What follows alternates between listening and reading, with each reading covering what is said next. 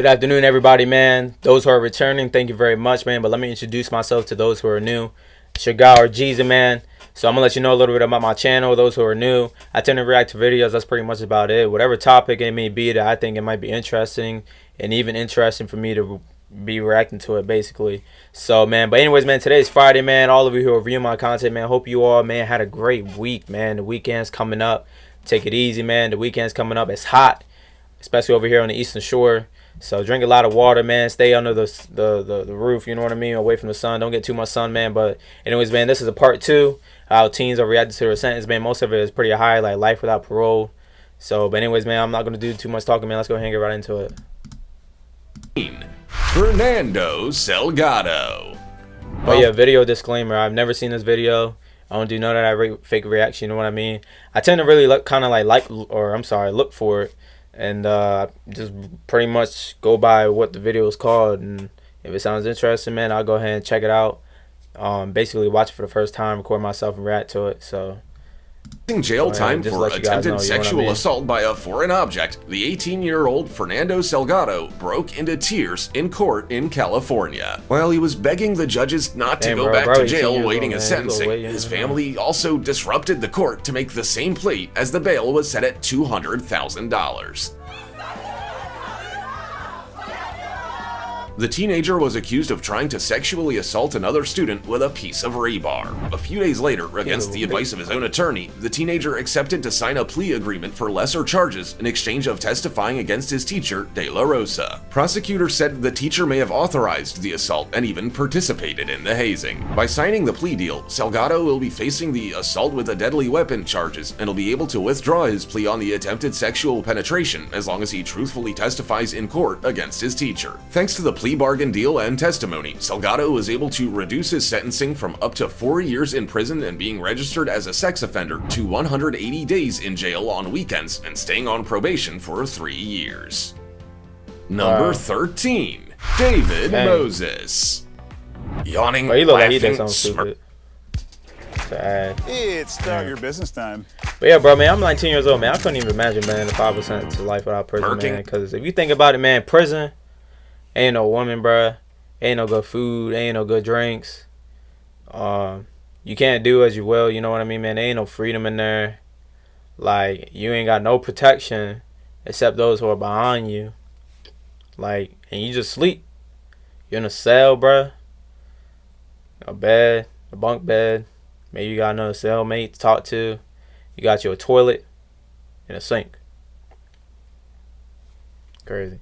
Even clearly falling asleep in his chair. This is how David Moses was reacting to his sentencing to life in prison. Moses suffered physical, verbal, and emotional abuse during his childhood, and at 17 years old, he was already on juvenile probation for sexually assaulting a total of 9 kids on different occasions. But it's only when a burglary caused the death of the 81-year-old Dorothy Session that he was sentenced to life in prison without parole. David, with 2 other girls, broke into Sessions' house thinking it was empty, but when coming face to face with the 81-year-old that was making herself dinner, they brutally assaulted her, punching her in the face multiple times, leaving her completely disfigured and bleeding to death. Moses' attorney tried to plead for a sentence of 25 to life, evidencing the traumatic childhood his client had suffered and the immaturity of a 17-year-old. But how mature do you have to be to realize that beating up a little old lady is wrong, said the prosecutor. Mr. Moses received the punishment he deserved, he added, after the judge sentenced him to life in prison without parole.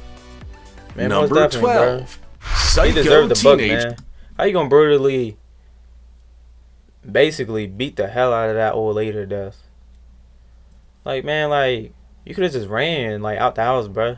Like, she seems so old where you have enough time to run while she's going to look for the gun. What? Come on, man.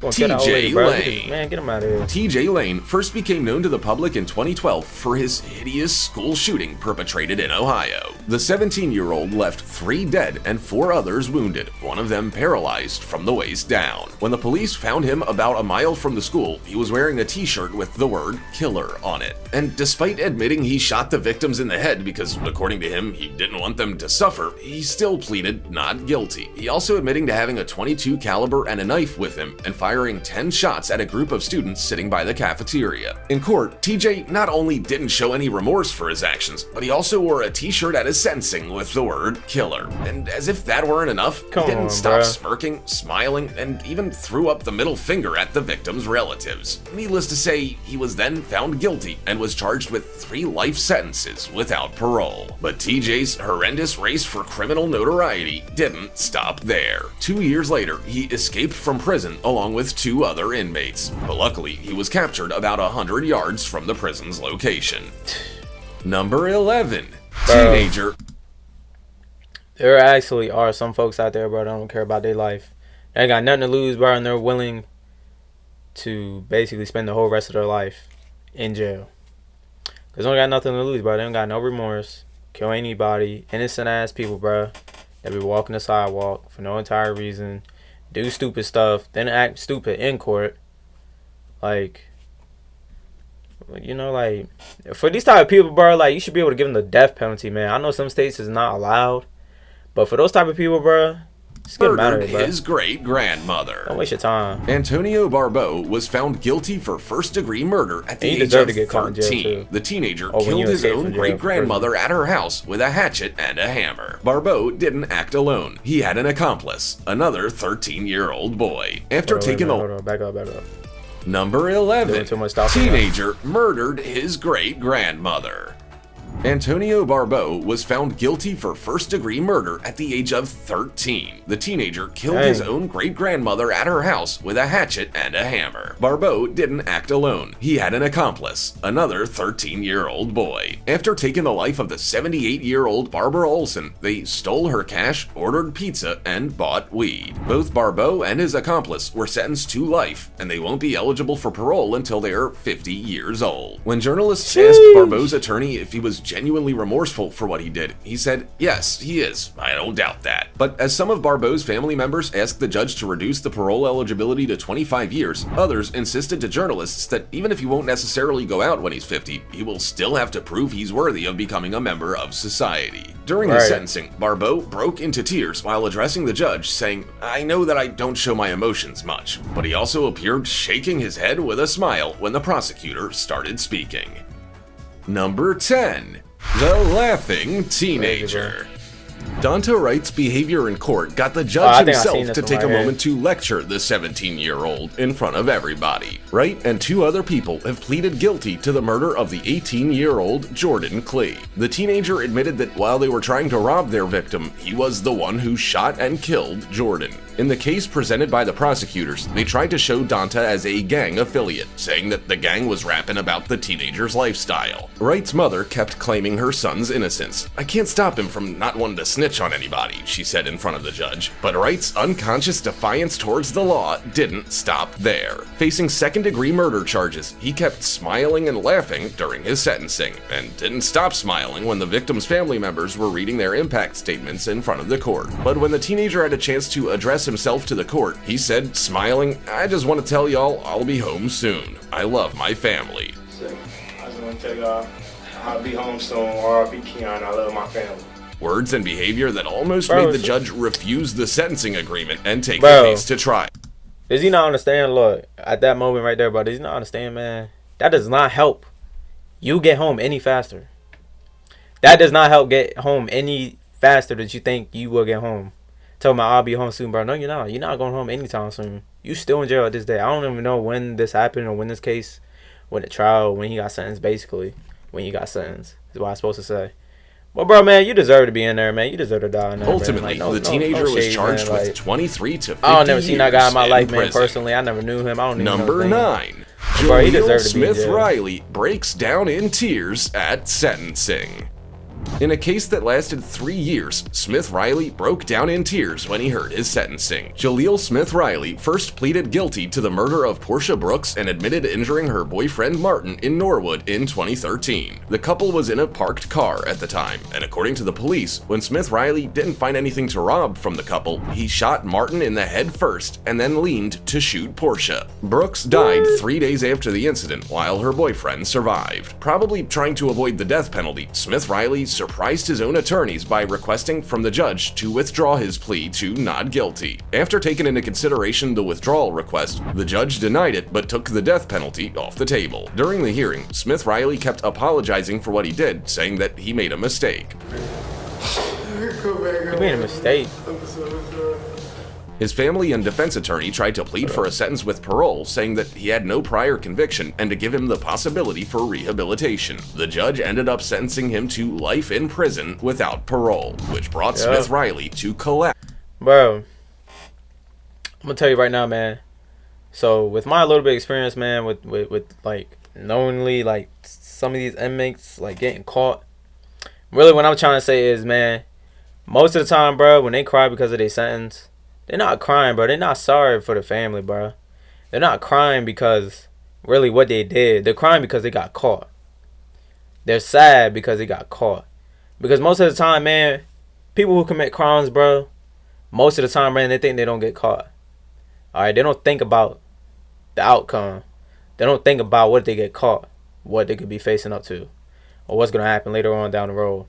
Like, they're sad because, man, they got caught. They're not sad because of the family or whatever, bro. And that's not a mistake, bro. How you gonna shoot somebody in the head? Alright, let's say that was a mistake. Alright, let's say like the gun discharged, you know, just out of the blue, and it just happened to shoot him in the head. And then you gonna go aim for somebody else. Like, come on, man. That ain't a mistake, dog. Come on. Number 8. You're crying because you're gonna spend the rest of your life in jail. Franklin Williams' behavior during his sentencing hearing made the judge recuse himself from the case, which forced the Ohio Supreme Court to appoint another judge. While being charged with aggravated robbery, and kidnapping, among other things, Williams was facing a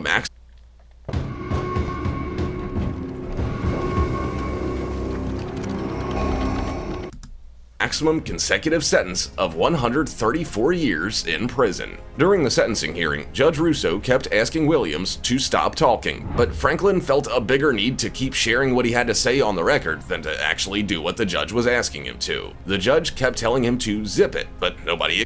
Man, look. Anytime, man, you in court, bro, and you're facing up time to face in jail, bro, you want to cooperate. You want to listen what the heck the judge is telling you, man. Because if you're the type, man, I really want to go home, bro, don't interrupt the judge. Don't do anything stupid. Especially don't say nothing stupid.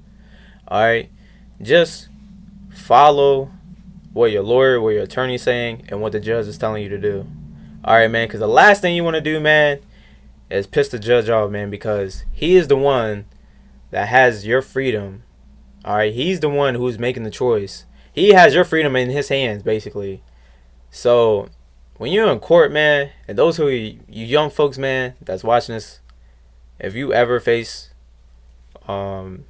basically jail time at one point in time in your life, bro, act right in the courthouse. That it to be so literal. Unless you don't care and you want to just find out what jail is and you want to be in there. Russo ended up asking the officers to duct tape Williams' mouth and keep him silent while he hears from his lawyers. Russo then sentenced Williams to 24 years. But obviously, the video and images of Williams with the duct tape on his mouth went viral right away. Franklin, as well as several civil rights groups and associations, insisted that it was humiliating and unprecedented. So, upon such a controversy, Russo recused himself from the case, and another judge was appointed by the Supreme Court. And the new judge ended up sentencing him to 33 years. Dang, bruh. Number 7. Alright, man, that's it. I'm not gonna react to the whole rest. I mean, cause for part 1 I reacted maybe about like 8-something minutes. Right now we're about 16, so we're at least 8 minutes. So I guess I'll go ahead and make a part 3, man. Part 3. So, but anyways, man, just a little bit of reaction video, you know what I mean, that I have for you guys. Today's Friday, man. Take care of yourselves. Every last one of you, man, who's watching my content. Take care of yourselves, man. Stay hydrated. Saturday is coming up. Wait, today is Friday, man. Like I said, man, I hope all of you had a great week, man. Appreciate you, every last one of you, man, who's going to be watching this. Thank you very much, man. Those who are new, man, you're more than welcome to subscribe. Like, you're already here, so why not? You know what I mean? You don't have to, but it'll be nice. You know what I mean? So, all of you, man, take care of yourselves, man. I'm going to catch y'all on another one.